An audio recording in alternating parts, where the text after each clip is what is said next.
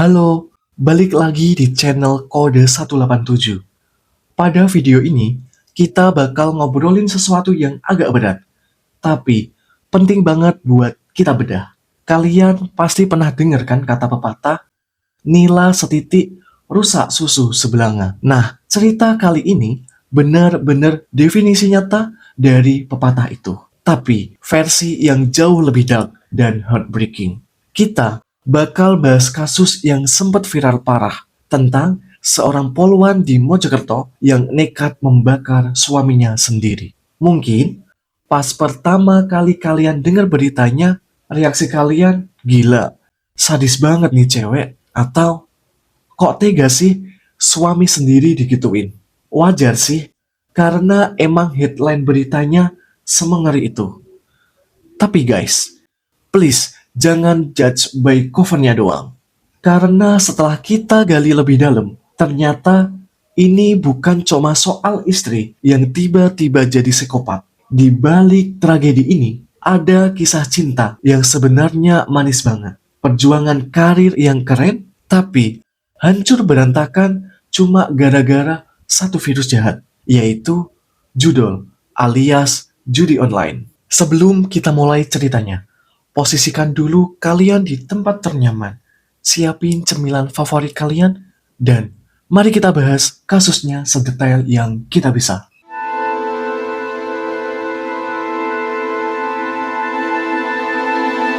Kita mundur dulu ke masa lalu, jauh sebelum api itu menyala. Kita kenalan sama tokoh utamanya yang bernama Fadilatun Nikmah atau akrab dipanggil Dila. Dila ini lahir tahun 1996. Dia dapet cewek yang dari kecil emang bibit unggul. Tumbuh dan besar di daerah Jombang, dia dididik super disiplin sama keluarganya. Bayangin aja, dari SD sampai SMP, dia tuh langganan jadi siswa berprestasi. Anaknya pinter, mandiri, dan punya mental baja. Pas masuk SMA di tahun 2011, Dila makin bersinar. Nggak cuma otaknya yang encer, dia juga aktif banget organisasi. Dia jadi sekretaris OSIS dan juga aktif di Rohis. Nah, di Rohis inilah takdir mempertemukan dia sama cowok yang bernama Rian Dwi Wicaksono. Si Rian ini adik kelasnya Dila. Vibe-nya cowok baik-baik, sopan, ramah, pintar akademik, dan berasal dari keluarga sederhana yang harmonis. Kalian bayangin aja, Dila si kakak kelas yang cantik dan pintar, ketemu si Rian, si adik kelas yang ganteng dan soleh. Klop banget kan? Akhirnya mereka berdua jadian. Hubungan mereka tuh bener-bener jadi couple goal di sekolah mereka. Guru-guru dan teman-temannya support. Pokoknya positif vibe banget deh mereka ini. Mereka bahkan sama-sama aktif di Paskibraka. Cuma bedanya, Rian sempat lolos jadi Paskibraka di Kabupaten Jombang tahun 2014. Sementara, si Dila sudah lulus duluan. Setelah lulus SMA, Dila sebenarnya sempat kuliah di jurusan kebidanan di Poltekkes Surabaya. Tapi, namanya panggilan jiwa ya. Cita-cita dia dari dulu tuh pengen jadi polwan. Rian juga sama. Dari kecil pengen jadi polisi. Karena kesibukan masing-masing mengejar masa depan, mereka sempat putus nih guys. Dila fokus tes Bintara Polri di tahun 2014 dan boom, Dila lolos. Keren banget kan? Dia langsung pendidikan di SPN Polda Jatim. Singkat cerita, Dila mulai dinas jadi polwan. Karirnya mulus, dia dikenal sebagai polwan yang gak cuma cekatan, tapi juga punya paras yang bikin adem. Banyak banget cowok yang ngantri, pengen deketin dia. Termasuk rekan-rekan sesama polisi. Tapi dia tetap stay cool, belum mikirin pacaran lagi. Plot twistnya terjadi 2 tahun kemudian di tahun 2016. Tanpa disengaja, Dila dan Rian ketemu lagi. Dan surprise, ternyata Rian juga sudah berhasil jadi polisi dan dinas di Polres Jombang. Gila nggak tuh?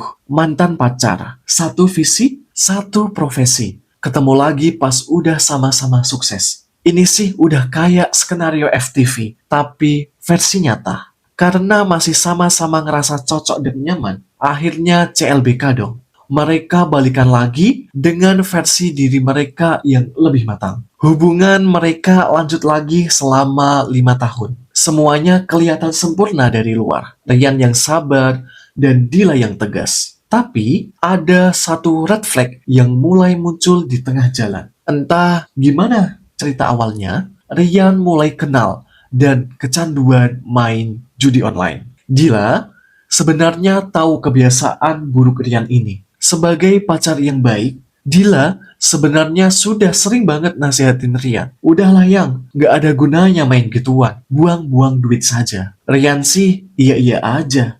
Tapi ya namanya kecanduan, susah banget lepasnya. Waktu itu, Dila mikir, mungkin nanti berubah karena di mata Dila, Ryan tuh cowok yang hampir sempurna. Kekurangannya cuma satu, yaitu main judol. Akhirnya, dengan segala pertimbangan dan rasa cinta, mereka berdua mutusin buat nikah di tahun 2021. Pesta pernikahan digelar di daerah Jombang. Bahagia banget rasanya. Setelah menikah, mereka tinggal di asrama polisi di Mojokerto biar Dila deket sama tempat dinasnya. Sementara si Ryan harus bolak-balik selama 40 menit bolak-balik Mojokerto Jombang buat kerja. Awal pernikahan mereka sih masih oke ya, manis, kayak pengantin baru pada umumnya. Masuk tahun 2022, mereka dikaruniai anak pertama cowok. Wah, makin lengkap dong kebahagiaan mereka ini. Tapi di sini nih, realita rumah tangga mulai nampol. Kebutuhan hidup makin banyak. Biaya pokok dan segala macam kebutuhan lagi naik. Dan masalah Ryan kambuh lagi. Duit gaji yang seharusnya buat kebutuhan rumah sering banget ludes dipakai deposit judol oleh Ryan. Dila mulai stres. Siapa sih istri yang gak pusing kalau jatah bulanan habis buat hal yang gak jelas? Mereka mulai sering cekcok. Dila sempat bikin perjanjian tegas sama Ryan. Kalau kamu masih main judol, kita cerai. Ancamannya serius banget. Ryan sempat takut. Tapi diam-diam dia masih main kucing-kucingan sama Dila. Puncak kekesalan Dila kejadian di tahun 2022 juga. Saking emosinya, Dila pernah mukul Ryan sampai lebam. Tapi Ryan, karena tahu dia yang salah dan emang dasarnya cowok yang gak main tangan, dia cuma bisa diem dan pasrah. Dia gak ngelawan sama sekali. Bahkan, pas ditanya keluarganya, kenapa mukanya babak belur, Ryan ngaku kalau itu salah dia. Dan dia takut hilang kontrol kalau melawan istri. Di satu sisi, Ryan ini sebenarnya suami yang sayang banget sama istrinya. Tapi, di sisi lain, kebiasaan judulnya itu loh yang bikin darah tinggi. Lanjut ke Februari 2024. Mereka dapat rezeki lagi. Kali ini anak kembar. Tapi Tuhan ngasih ujian berat banget. Salah satu bayi kembar mereka punya kelainan fisik yang butuh perawatan medis super intensif. Mereka harus rutin kontrol ke Surabaya. Dan sekali jalan, biayanya bisa 1,5 juta. Belum lagi, si dokter bilang si Dede butuh operasi 3-4 kali di masa depan. Bayangin, beban di pundak Dila ini. Dia baru saja melahirkan, hormonnya lagi berantakan, kena baby blues, capek ngurusin 3 anak kecil. Yang sulung nih ya, masih umur 2 tahun, ditambah bayi yang baru lahir 2. Kerjaan kantor numpuk, dan sekarang harus mikirin biaya pengobatan anak yang gede banget. Dila benar-benar berjuang mati-matian buat nabung. Tiap sen itu berharga banget buat dia demi kesembuhan anaknya. Tapi di sisi lain, Ryan malah makin parah judulnya. Ini tuh kayak Dila lagi capek-capek nambal perahu bocor, tapi si Ryan malah ngebor lubang baru. Stres finansial, ketemu sama kelelahan fisik dan mental. Itu bom waktu yang tinggal nunggu meledak. Tanggal 8 Juni 2024, sekitar jam 9 pagi, ini adalah hari di mana semuanya berubah untuk selamanya. Dila lagi dinas di kantor. Terus, dapat info kalau gaji ke-13 mereka sudah cair. Nominalnya sekitar 2,8 juta. Buat Dila, uang segitu berarti banget buat nambahin tabungan operasi anaknya atau minimal buat beli kebutuhan sehari-hari. Dia semangat dong ngecek ke ATM. Pas dicek rekeningnya sendiri, aman, sudah masuk. Terus, dia berinisiatif ngecek rekening suaminya. Karena kartu ATM Rian emang dipegang Dila buat ngontrol keuangan. Pas dicek, Dila kaget. Saldonya tinggal 800 ribu perak. Dila langsung lemes campur emosi. Duit 2 juta kemana? Padahal baru cair. Dila langsung nelpon Rian. Rian jawab dengan enteng kalau uangnya udah ditarik, tapi belum dipakai. Dila jelas gak percayalah. Dia sudah hafal betul tabiat suaminya ini. Pasti abis buat judo lagi. Rasa kecewa Dila tuh udah di ubun-ubun. Dia ngerasa dikhianati suaminya lagi. Uang yang seharusnya buat anak yang sedang sakit, malah dipakai buat judi. Pulang kerja, saking kalapnya, Dila mampir beli bensin eceran yang ditaruh di botol air mineral. Nyampe di rumah, dia foto tuh botol bensin.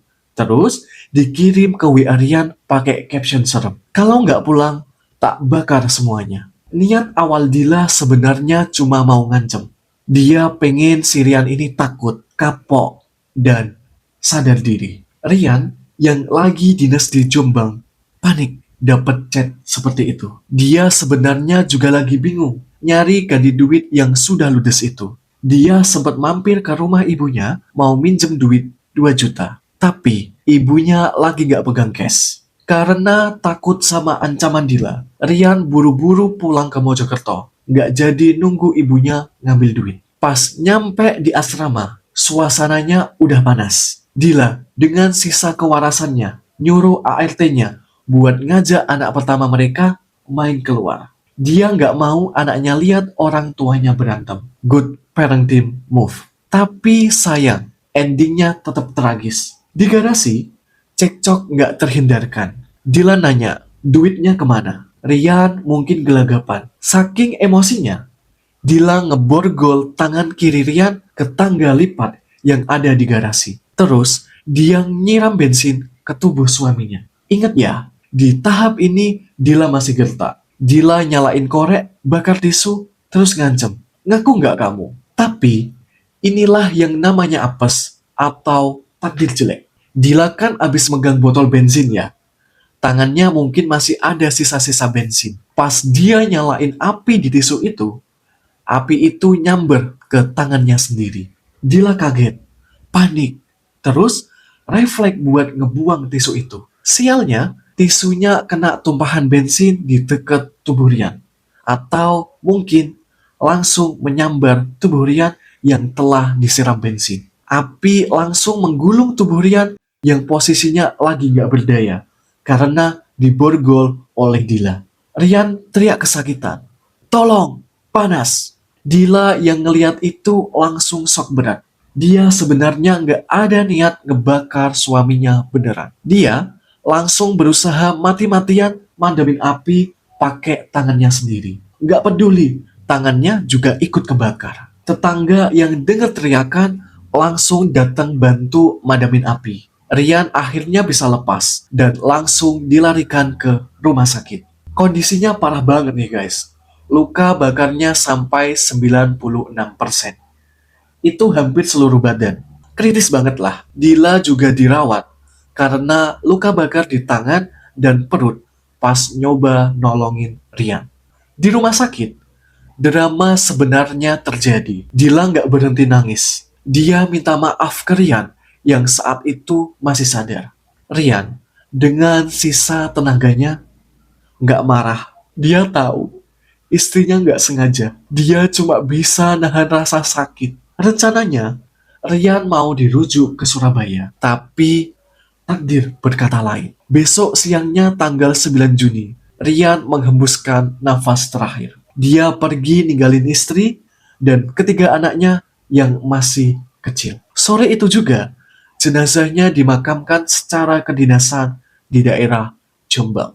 Dila langsung diamankan oleh pihak kepolisian. Statusnya berubah dari istri menjadi tersangka KDRT yang menyebabkan kematian. Dia ditahan, tapi karena kondisi psikologisnya hancur lebur dan dia masih harus nyusuin dua bayi kembarnya, dia ditempatkan di tempat khusus di Rumah Sakit Bayangkara. Dia diawasi psikiater karena didiagnosa mengalami gangguan emosional labil dan impulsif pasca melahirkan. Sidang demi sidang berjalan dengan penuh air mata.